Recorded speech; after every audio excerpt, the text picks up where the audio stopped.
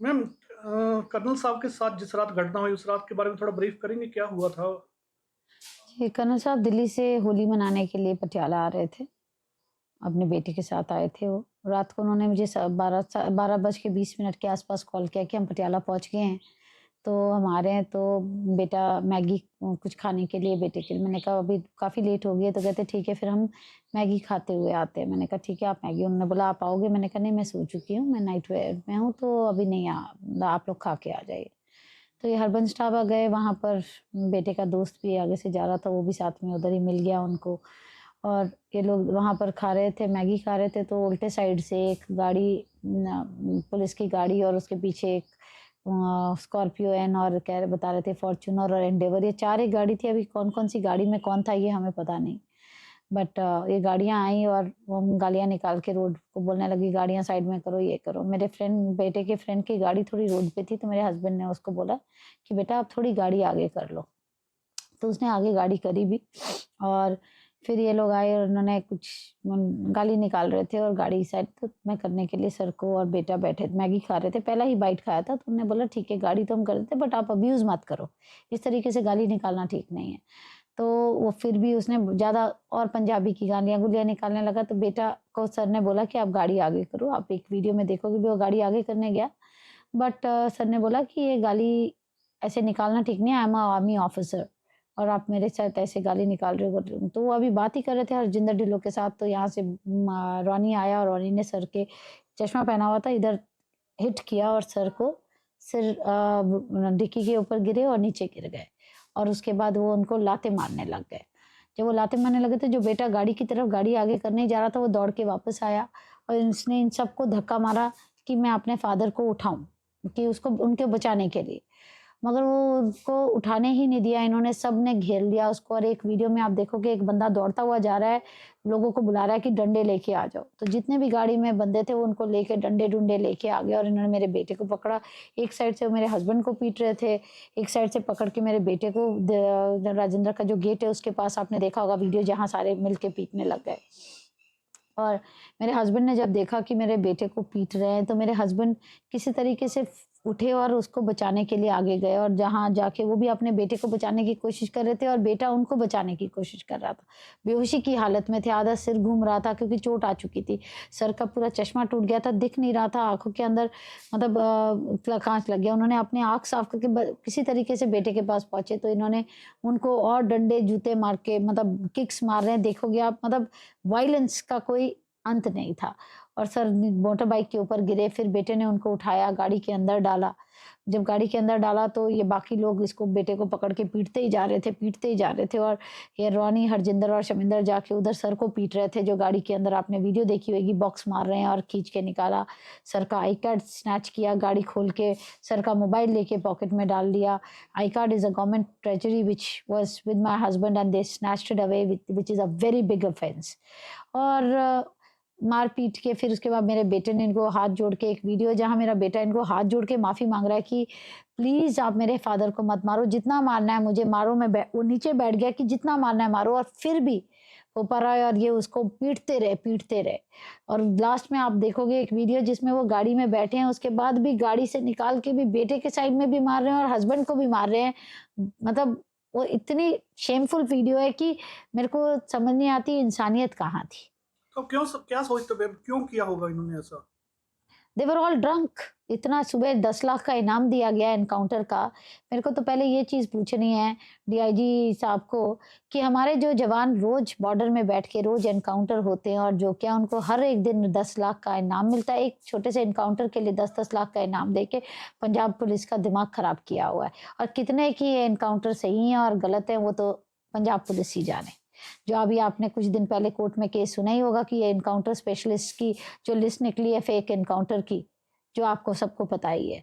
और मैं रिक्वेस्ट करूँगी कि ये सीबीआई में ये भी चेक किया जाए, ये जो इन्होंने 4-5 इनके भी एनकाउंटर स्पेशलिस्ट जिनको बोला जाता है, तो ये 4 जो एसएचओज़ हैं इनके कितने एनकाउंटर कितने ही सही थे, इसके ऊपर भी इंक्वायरी जाँच बिठाई जाए। या उसके बाद क्या हुआ मैम? उसके बाद जी पूरी रात हम फ़ोन करते रहे पुलिस को, इन्फॉर्म करते रहे बट हमें पुलिस से कोई सहायता नहीं मिली। सुबह अर्पित शुक्ला जी को फ़ोन किया, उन्होंने जब हमने रात को डीआईजी तक को, डीएसपी सतनाम, कोई भी बंदा नहीं छोड़ा जिसको कॉल नहीं किया। बट वो बोला हाँ आ रहा है बंदा, आ रहा है बंदा, कर रहे हैं। राजेंद्रा हॉस्पिटल में बहुत ज़्यादा टॉर्चर किया गया हमें, बहुत ज़्यादा। मतलब 1 बजे का बंदा एडमिट हो रखा है, 6 बजे तक तो उनको टॉर्चर ही करते रहे कि कभी वहाँ जाओ और स्ट्रेचर तक नहीं दिया गया, क्योंकि इतना इनका वहाँ से था कि हमें मतलब बहुत ज़्यादा टॉर्चर किया गया। तो फिर कैसे हुई एफआईआर, कैसे हुई मैम? एफआईआर तो जी गवर्नर सर के कहने पर 22 तारीख को, ये 13 और 14 की रात की घटना है, और 22 तारीख को आधी रात को सुबह अर्ली मॉर्निंग 12-1 बजे आप देखोगे एफआईआर हुई है। आप समझ सकते हो कि सिस्टम कितना खराब है। सस्पेंशन इन्होंने 4 दिन बाद कर दी, जब आपको पता लग चुका था कौन थे हमले में। तो जो एफआईआर का मतलब होता है फर्स्ट कंप्लेनेंट। तो हमने रात को 12:30 बजे से कंट्रोल रूम से लेकर पुलिस को सबको रिपोर्ट कर दिया। स्टेटमेंट सबसे पहले मेरे हस्बैंड ने दी और एफआईआर कर दी ढाबे वाले के नाम में। वो इसी ढाबे वाले ने मुझे एविडेंस दिए, उसी ढाबे वाले ने मुझे पहचान कराई, और वो बेचारा उसको इतना डराया धमका गया कि उसी के नाम। नहीं तो क्या ढाबे वाला विक्टिम था, क्या लड़ाई के बीच में ढाबे वाले को लातें पड़ी, या ढाबे वाले को जूते पड़े, या डंडे पड़े, कि वो विक्टिम था जो उसके नाम पे करी गई।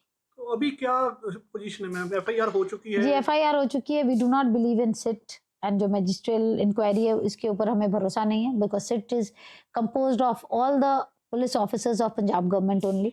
सो जब वो एक एफआईआर गलत कर सकते हैं, झूठे एविडेंस, ये तो फैब्रिकेटेड स्टोरी बनाना इनके लिए मुश्किल नहीं है। आप ये देखिए, उस एक वीडियो में ढाबा वाला कहता है कि गाड़ी से कुछ बंदे निकले थे, मुझे पता नहीं है वो कौन थे, मगर वो कर्नल साहब और उसके बेटे को पहचानता है, मगर गाड़ी से जो बंदे मारकूट कर रहे थे उनको पता नहीं है। और ढाबे वाले के ऊपर भी एक इंक्वायरी बैठनी चाहिए जिसने गलत स्टेटमेंट दी है, क्योंकि complete videos from opposite also we have which we will provide at court, कि कर्नल साहब और उनका बेटा ड्रिंक नहीं करे थे। वो तो आपने मेडिकल रिपोर्ट भी देख ली होगी जिसमें कंप्लीटली लिखा है।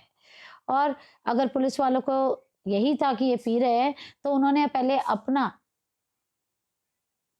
टेस्ट क्यों नहीं कराया मेडिकल लेकर करवाना का? चाहिए था। और जो उन्होंने टेस्ट कराया एमएलआर अपना, अगर हमारे टेस्ट में लिखा है, उनके टेस्ट में क्यों नहीं लिखा गया कि under no influence of alcohol? Ma'am अभी आर्मी ऑफिसर्स भी शामिल हो गए हैं इसमें, डीजीपी ने भी जी army officer, army is telling them to take legal action. Army officer involve हो गए की बात ये है कि आर्मी ऑफिसर के उसको मारा है, तो they are involve in getting, we had approach them, we had complain to them. But ये लड़ाई आर्मी और पुलिस की नहीं है, ये एक मदर, एक डॉटर, एक वाइफ उसकी है, जो एक जस्टिस जो हुआ है उसके लिए लड़ रही है। It is a fight for these 4 गुंडा एलिमेंट्स एंड एसएसपी नानक, जो इन गुंडाओं को बचा रहा था। अब ये मुझे बताइए, सस्पेंशन की है और इन्होंने मीडिया में बताया कि जिस बुला के सस्पेंशन की है, क्या एसएसपी नानक जस्टिफाई करें इस बात को कि 4 एसएचओ के नाम लेने में उनको क्या प्रॉब्लम थी? जब हमें पता चला कि 4 एसएचओ में एक शमिंदर का नाम ही नहीं डाला गया सस्पेंशन में, तो दैट वाज अ थिंग कि वो छुपाया इसलिए गया क्योंकि उनके ब्लू हाइट जो है इतने 10-12 साल से वो सीआईए में ही है। तो मुझे समझ नहीं आता कि सिस्टम कैसा है कि एक ऑफिसर सीआईए से निकला ही नहीं 10-12 साल से। क्या और सोचते हैं क्यों ऐसा? जी आपने ब्लू हाइट्स को बचाने के लिए सस्पेंशन का नाम नहीं बताया गया। ये तो आफ्टर एफआईआर जब दर्ज हो गई उसके बाद इन्होंने 4 एसएचओ का नाम बताया जो सस्पेंड हुए हैं, मगर आज भी एसएसपी साहब जिनको सस्पेंड किया था उसका नाम लेने में क्यों डरते हैं? कोई तो कारण होगा ना जनता का। अभी अभी 4 पुलिस इंस्पेक्टर का नाम बोला है उन्होंने मैम। अब उन्होंने बोला है, आप यही सोचो, घटना हुई 14 को, 16 की उनकी हो चुकी है सस्पेंशन, मगर उनका नाम लेने में 22 तारीख 24 तारीख हो गई। अभी डिस्ट्रिक्ट से भी बाहर ट्रांसफर हो गई है उनकी। जी डिस्ट्रिक्ट से बाहर नहीं है, वो सेम रेंज में है, उसी रेंज के अंदर है, डीआईजी मनदीप सिद्धू के अंदर ही आते हैं, कोई रेंज से बाहर नहीं गए हैं। तो आप क्या चाहते हैं, क्या इंसाफ में क्या मांग है आपकी? इंसाफ में मैं चाहती हूँ एक फेयर जस्टिस इंक्वायरी बैठे, जिसमें जो भी गलत है वो है। आई वांट सीबीआई इंक्वायरी, क्योंकि सीबीआई इंक्वायरी हुई तो बाकी भी बहुत चीजें जो छुपी हुई हैं वो भी निकलेंगी, और बाकी बहुत सारी जनता को भी इंसाफ मिलेगा जो इंसाफ के लिए बैठी हुई है। और दूसरा, एसएसपी नानक जिसने इतना हैरेस किया है एक जनरल पब्लिक को, तो खाली मैं नहीं हूँ इसमें पीड़ित, ऐसे बहुत केसेस हैं जो मेरे पास। हेल्प बॉक्स वहाँ जो हमने लिखा था, कंप्लेंट बॉक्स रखा हुआ था मोर्चा में, वो आए, मैं कल रात को उनको पढ़ते हुए मुझे रोना आ रहा था, जो उनकी प्रॉब्लम्स और जो उन्होंने फोटोज डाली हैं जो इन्होंने इनके साथ किया है। सो ऐसा नहीं हो सकता कि पूरी जनता ही गलत है। तो मैम आप चाहते क्या हो वैसे भी इन पुलिस इंस्पेक्टर्स को क्या सजा मिलनी चाहिए? जी, इनको सख्त से सख्त सजा मिलनी चाहिए। They should be dismiss and एक लॉ एंड ऑर्डर तोड़ने के लिए, जो लॉ एंड ऑर्डर मेंटेन करने के लिए बने हैं वो लॉ एंड ऑर्डर तोड़ते हैं, तो एक डिसमिसल करके एक इनको एग्जाम्पल बनना चाहिए एक, कि आगे से कोई भी जनता को तंग करने से पहले सोचेगा। तो आप सोचते हैं मैम कि इन चारों को, अगर इन पुलिस अफसर्स को जिन्होंने आपके साथ गलत किया है, इनको सजा मिलने के बाद पुलिस में एक बदलाव आएगा और वो जी, ज़रूर आएगा। जब चार कहते हैं ना, एक गंदी मछली पानी में, एक मछली जो मर जाए तो वो बदबू फैला देती है, खराब कर देती है। उसी तरीके से अगर पुलिस और आर्मी में, ये ऐसा नहीं है कि सारे ही आर्मी में अच्छे हैं और सारे ही पुलिस में अच्छे हैं, मगर जो एक आधा आदमी जो खराब हो, जो सिस्टम को खराब कर रहा हो, उस सिस्टम को खराब होने से पहले उस चीज़ को निकाल के बाहर फेंक देना चाहिए कि सिस्टम ना खराब हो। ना कि हमें सिस्टम को उस चीज़ में मिल जाना चाहिए और सारा सिस्टम ही खराब कर देना चाहिए। मैम कहीं न कहीं ये डिसमिसल इनकी फैमिलीज़ भी हैं, उनकी फैमिलीज़ को भी कहीं न कहीं सज़ा मिलेगी। आप मानते नहीं हो जी, कहीं मेरी ज़्यादा बात ना सुनिए, हो? जो मेरी क्या गलती थी, जिस तरीके से उन्होंने ब्रूटली मेरे हस्बैंड, अगर उनके कुछ हो जाता और मेरे बेटे को, तो क्या उनकी बेटा फैमिली आके मेरे उनको लेके आती वापस? नहीं ना। आज मेरे साथ हुआ है, जो एक कर्नल साहब हैं, बहुत है हाई रैंक में हैं, कल एक जनता के साथ क्या होता होगा सोचो। और कितने जो एनकाउंटर में बच्चे मारे गए हैं, जो इनको बोला गया है, उनकी माँओं को कौन इंसाफ दिलाएगा? मेरा यही सवाल था मैम कि अगर आपके साथ आप कर्नल हैं, तो आपके जो हस्बैंड वो कर्नल हैं, उन आपके पीछे मतलब इतनी बड़ी मतलब आर्मी खड़ी हो गई है, आपके साथ इतनी सपोर्ट है, अगर आपको इंसाफ मिलने में इतना टाइम लग गया, तो आम लेमैन के साथ अगर ऐसा होता होगा तो क्या होता होगा? तभी इसीलिए मैं, आपने बोला ना, माफ़ी उसको दी जाती है जिसको माफ़ी एहसास हो गलती का। जो बंदा पुलिस स्टेशन में आके मुझे धमकी दे के जा रहा है, खुद ही हरजिंदर ढिल्लों और बोपा है कि तुमने भी पटियाला ही रहना है, हम देख लेंगे डीएसपी सतनाम के सामने, तो उनका आप सोच सकते हो क्या कंट्रोल होगा उनके सीनियर ऑफिसर्स का उनके ऊपर, कि उनका कोई कंट्रोल ही नहीं है कि उनके सामने मुझे ही धमकी पुलिस स्टेशन में देके जा रहे हैं। पुलिस स्टेशन की सीसीटीवी फुटेज निकाली जाए, उसमें सारा आ जाएगा। तो आप चाहते हैं कि एग्ज़ाम्पल सेट हो कि जी, बिल्कुल, एक पंजाब के लिए बहुत ज़रूरत है एग्ज़ाम्पल सेट करने के लिए, नहीं तो इसी वजह से हमारा सारा यूथ भाग गया है बाहर, क्योंकि दे डोंट फील सेफ। और पंजाब में Punjabis, we are not safe here from our own police. हम बाहर के लोगों से क्या लड़ेंगे जब अपनी पुलिस ही गुंडा बन के बैठी है। और मैम एक शब्द है माफ़ी, जो हमारे गुरुओं ने भी बोला गया है कि एक बार तो माफ़ जी, कर देना चाहिए। माफ़ी उनको बथेरों ने बहुत बार करी है, बहुत कॉम्प्रोमाइज़ेज़ हो गए। ये किसी ना किसी की माँ की हाय है, किसी ना किसी बहन की, किसी ना किसी बेटी की हाय है जो आज इनको लगी है। तो आप मतलब चाहते हैं कि मतलब एक मिसाल कायम कर दी जाए? जी, ये मिसाइल कायम करनी बहुत ज़रूरी है। ना मेरा पॉलिटिक्स से कोई नाता है, ना मुझे कोई पॉलिटिक पार्टी से मतलब है।